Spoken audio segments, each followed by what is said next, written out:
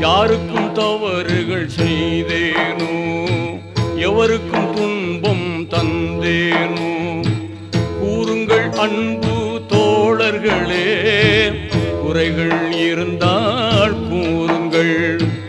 எப்போதேனும் சிறு பிழைகள் என் வாழ்வு ஏதும் செய்தேனோ, தப்பாது இங்கே சொல்லிடுவீர், தயங்காமல் அதனை ஏற்றிடுவீர். ஒரு நாள் மதீனா நகர்தனிலே ஓங்கும் மஸ்ஜித் நபவியிலே